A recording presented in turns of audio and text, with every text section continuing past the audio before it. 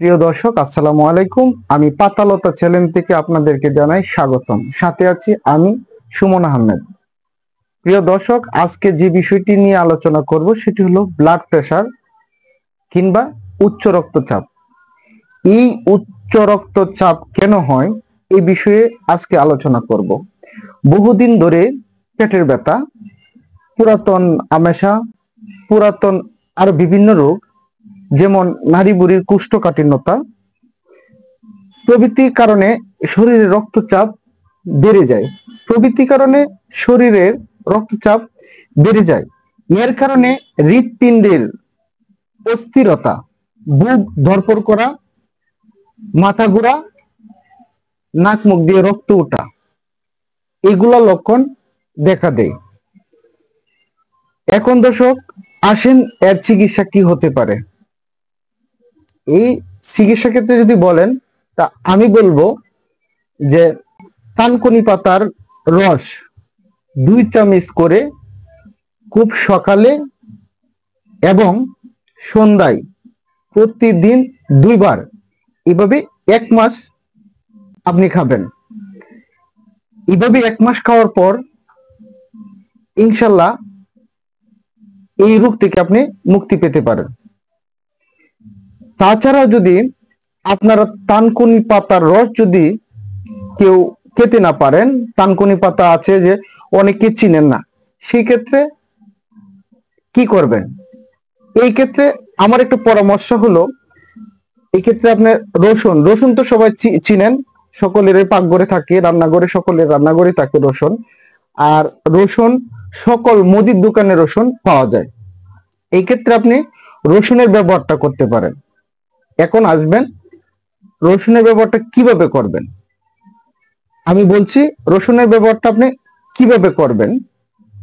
প্রতিদিন 1 কোয়া কিংবা যারা আঞ্চলিক ভাষায় বোঝেন, কোন কোন জায়গায় গলা বলা হয়, যে 1 খ বা 1 গলা রসুন গরম ভাতের সাথে দৈনিক 2 বার খাবেন।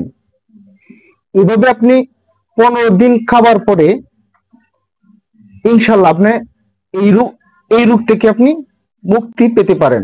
ব্লাড প্রেশারের যে সমস্যাটা আছে, উচ্চ রক্তচাপের যে সমস্যাটা আছে, এখান থেকে আপনি মুক্তি পেতে পারেন।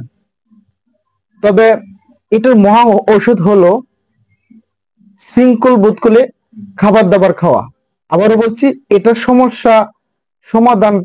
মূল সমাধানটা হলো আপনি খাবার দাবারটা নিয়ম ভিত্তিক খাবার দাবারটা খাবেন।